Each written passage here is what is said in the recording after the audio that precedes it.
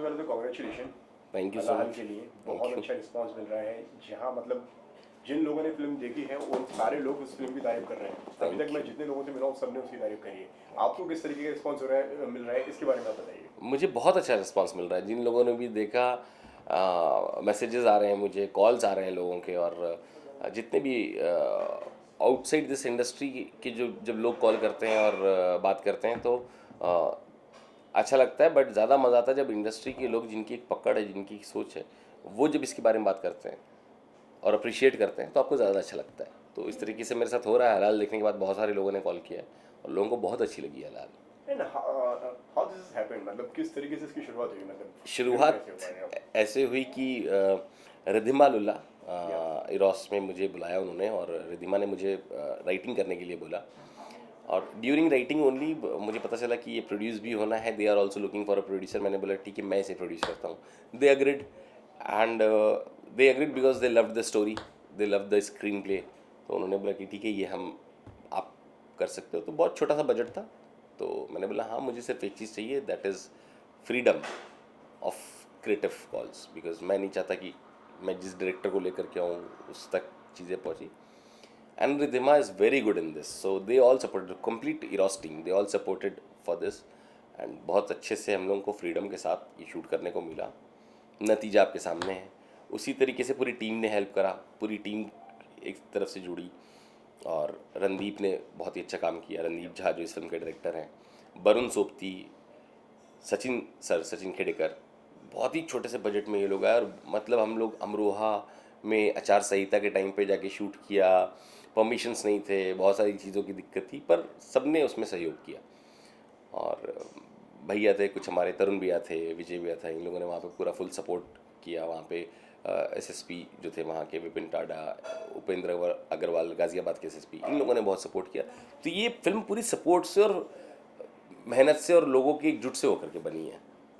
और अगर इस फिल्म की अगर मैं बात करूं कि कहाँ से आइडिया आया, एक करप्ट पुलिस वाला है, फिर एक वो केस पे लग जाता है, काफ़ी डिटेलिंग की गई है इस फिल्म को लिखने के लिए। हाँ, ये आइडिया जो है वो इरोस का ही था। अच्छा। ये आइडिया इरोस का था कि एक ऐसी कहानी है। हाँ। फिर इस पे पूरे रिसर्च करने, हम रिसर्च पे बैठ गए। रिसर्च के बाद इसकी एक कहानी लिखी।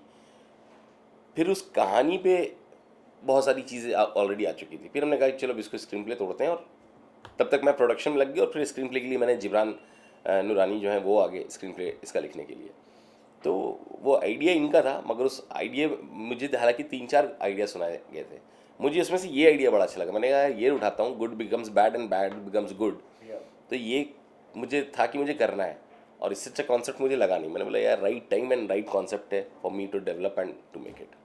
एंड जो जिन्होंने वो अभिनय किया है वो भी सारे के सारे सब दिग्गज, सारे दिग्गज। तो अभिनय में और बात आ गई। जी। एंड और उसी के साथ में आपको नहीं लगा कि उसमें आपको भी अभिनय करना चाहिए? नहीं, मुझे कभी ऐसा नहीं लगा। हालांकि वरुण के लिए बड़ा चैलेंजिंग हुआ होगा, मुझे जैसा लगता है, क्योंकि जिस बैकग्राउंड से वरुण आता है, स्पेशली वहाँ पे थोड़ा डार्क फिल्म, गाली गलौज, रियलिटी, ऑथेंटिक, पर ही इंजॉयड। ही सेड कि यार मुझे करना है, मुझे मज़ा आ रहा है, मुझे ये चीज़ करनी थी। एंड जो उसने किया है वो मतलब अद्भुत। एंड जब शुरू किया तब लगा था कि मतलब ये रिस्पॉन्स होगा ऑडियंस की तरफ से, ये प्यार मिलेगा? नहीं, वो आप छोड़ दो। जब इरोस में पहला प्रीव्यू हुआ और इरोस का रिस्पांस बहुत अच्छा है, तो मुझे लगा कि अच्छा चलो, ये हमारा शायद दिल रखने के लिए कह रहे हैं।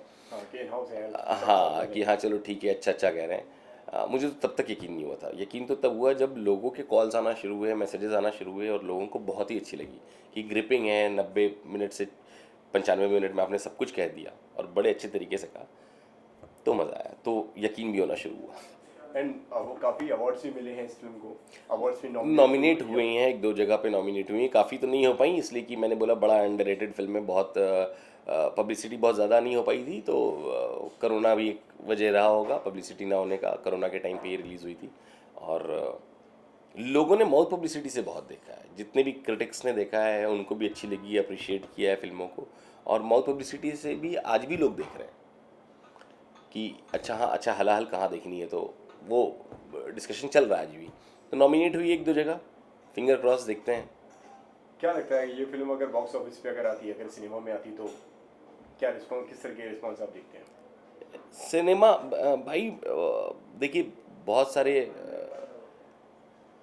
चीज़ों का जुड़ाव है सिनेमा में। जब आप बॉक्स ऑफिस बोलते हैं ना तो उसमें बहुत कुछ चाहिए होता है। उसमें फिर आपको एक पोस्टर पे चेहरा चाहिए होता है ना, फिर वो एक ऐसा म्यूज़िक डायरेक्टर चाहिए होता है, फिर उस तरह का प्रमोशन चाहिए होता है। तो बहुत सारी चीज़ें हैं, मगर जिस तरह की फिल्म हमने बनाई है मुझे लगता है कि ये OTT के जैसे प्लेटफॉर्म के लिए, हमारे जैसे मेकर्स के लिए one of the best platform है OTT। इस तरह की फिल्में। नहीं, लेकिन आपको लगता नहीं ऐसा कि कहीं ना कहीं ऑडियंस भी अब बदल गई है? People want content, not star power. मतलब लोगों को कहानी चाहिए, लोगों को स्टार पावर नहीं चाहिए, लोगों को चीज़ चाहिए। नहीं, लोगों को स्टार पावर के साथ कहानी चाहिए। अगर आप सही पूछे तो आज देखिए, मैं बहुत सिंपल सा एग्जांपल देता हूँ। जी। मेरे लाइफ की one of the best film gangs of Wasseypur, No, no. ठीक है। उसमें अगर स्टार आमिर खान होते तो क्या होता, बॉक्स ऑफिस कलेक्शन क्या होता? सेम फिल्म पे आप उनकी एक्टिंग पे तो उंगली नहीं उठाएंगे ना, वो तो मंजे हुए हैं। अगर वो करते तो क्या होता? तो 300 करोड़ का कलेक्शन होता ना Easily. इजीली। और मैं शायद कम ही बोल रहा हूँ, शायद Yeah. ज़्यादा ही हो जाता नहीं, उस टाइम के हिसाब से 300 स्क्वायर फीट क्या? है ना। तो मैं वो चीज़ बोल रहा हूँ कि लोगों को स्टार के साथ भी कहानी और कंटेंट चाहिए, जो आमिर सर देते हैं। तो अगर मैं सिर्फ इतने इस छोटे से बजट की बात करूं कि इस बजट पे चीज़ें होती और सिनेमा थिएटर में रिलीज़ होता, नो डाउट अगर सही से प्रमोशन करके हम इसे थिएटर में रिलीज़ करते तो एक अच्छा करके ये जाती है, एक ऑडियंस को पसंद भी आती है। और मुझे नहीं लगता कि जिस तरह से आज ऑडियंस का टेस्ट बदला है, इसमें कोई डिनाई नहीं कर सकता है कि एक एक एक समाज है जिसको इस तरह की फिल्में, कंटेंट भरी फिल्में समझ में आती हैं, अप्रिशिएट करती हैं, और ऐसी फिल्में देखने के लिए वो थिएटर तक जाना चाहती भी हैं। अब भूख है ऑडियंस के अंदर। और भूख है तो मज़ा आता उनमें भी, ठीक रहता। 100 करोड़ क्लब की तो बात नहीं करता, पर हाँ ठीक, ऑन एन एवरेज 10-15 करोड़ तक ये भी कमा के निकलती है। बिल्कुल सही बोला आपने।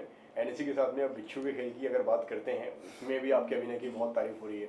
उस बारे में कुछ बताइए। जब वो कैरेक्टर तिवारी जी का कर रहे थे तब क्या मतलब सोचा था कि यार इतना प्यार मिल जाएगा?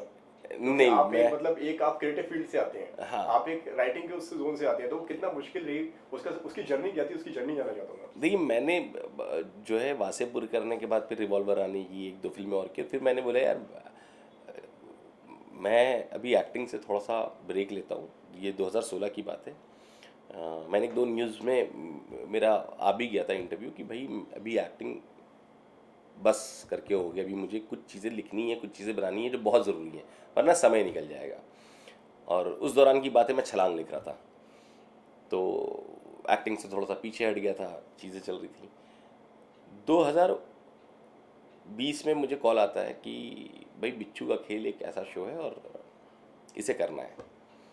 इत्तफाक से राइटर वही हैं जिब्रान नूरानी, जिन्होंने हल्का स्क्रीन प्ले लिखा है। तो जिब्रान का ही कॉल आया मुझे कि भाईजान ऐसा ऐसा है और उसमें एक तिवारी जी का कैरेक्टर वो बहुत अच्छा है, आप कर लो।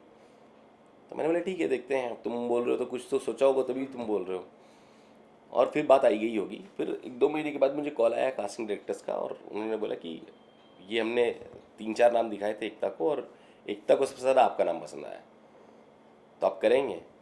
और उस टाइम पे मेरी एक और जो शो अभी रिलीज़ होने वाली है फर्रे, तो वो हम लोगों का चल रहा था, सारी कुछ बात चल रही थी।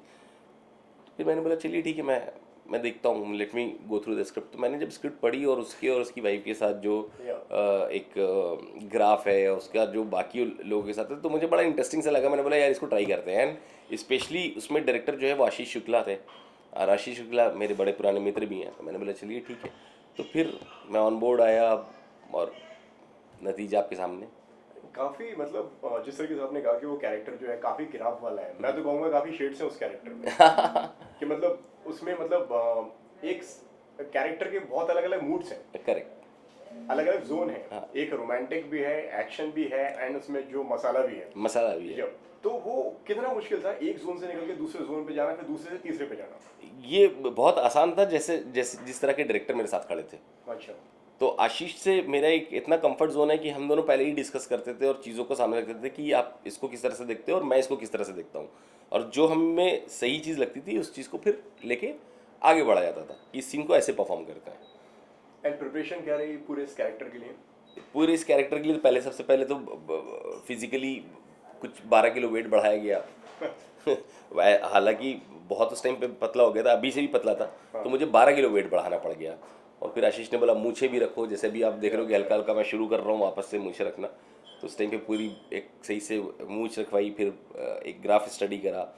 फिर कुछ दोस्त हैं जो मेरे पुलिस में हैं, तो फिर उनसे मिला, उनके साथ एक दो बार बातचीत की, तो उनको समझाया कि ऐसी कहानी मुझे कैरेक्टर पकड़ना है। और ये मैं बार बार उनसे इसलिए बात करता क्योंकि जो एक मेरे मित्र हैं आकाश भाई, वो STF के इंस्पेक्टर रह चुके हैं, तो मुझे उनके साथ ही बात करता और उनकी चीज़ों को उठाना था।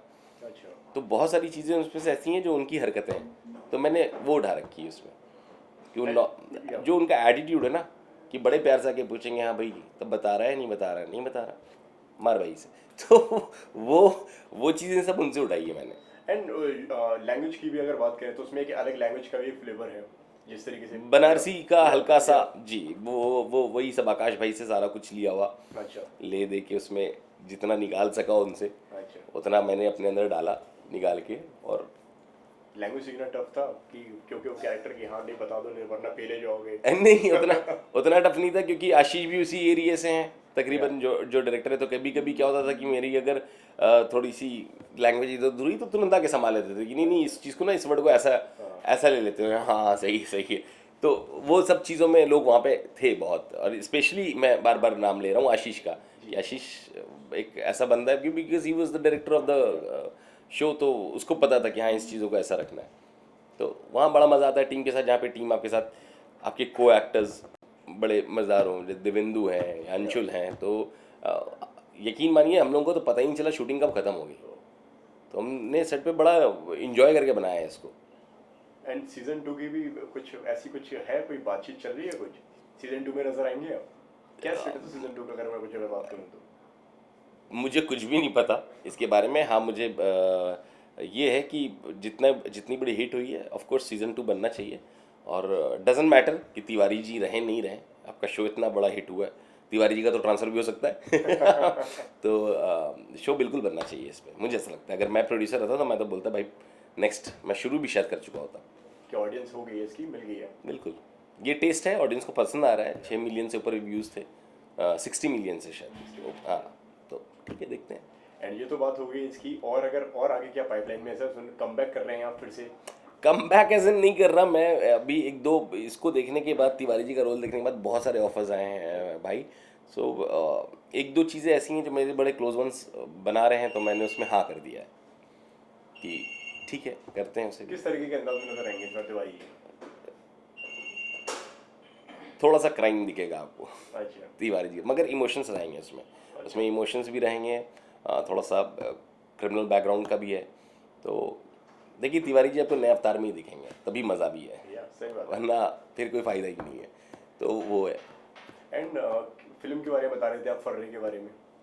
फर्रे नहीं, ये एक वेब शो है, ओके तो वो उसका एज अ शो रनर मैंने काम किया है। तो अभी चीज़ें चल रही हैं, अभी too early to speak about that है फिलहाल। तो ओके, सो ये एक ही सीरीज या इसके अलावा भी और भी कुछ आने वाला है? काम चल रहा है भाई अभी। एक फिल्म है जो मैं, एक फिल्म है और 2 वेब सीरीज है जो मुझे लगता है कि by the end of April या बिफोर दैट अनाउंस कर दूंगा मैं, as an actor, as a producer writer. और क्या लास्टली कहना चाहेंगे हमारे दर्शक जिन्होंने तिवारी जी को देखा है एंड जो देखना चाहते हैं? Thank you so much for all the love. और मुझे अच्छा लगता है जब कोई मुझे मेरे नाम से मुझे ना बुला करके मुझे मेरे कैरेक्टर के नाम से बुलाए, तो इट्स अ कॉम्प्लीमेंट। और आप बहुत एंजॉय करते हो। आपने उस कैरेक्टर को इतना पकड़ लिया है कि वो आपको इमेज वही दिखाई दे रही है। करेक्ट, एंड ऑडियंस ने उसको इतना पकड़ा हुआ है कि वो देखते ही अरे तिवारी जी जा रहे हैं, तो वो बड़ा मज़ा आता है। एंड मैं यही रखूँगा कि मैं इसी तरह का काम देता रहूँ और इन लोगों को मज़ा आता रहे, मेरे ऑडियंस को मज़ा आता रहे, दुआएं मिलती रहें, चीज़ें आगे बढ़ती रहें। Thank you so much sir हमसे बात करने के Thank you. लिए, and all the best. Thank you.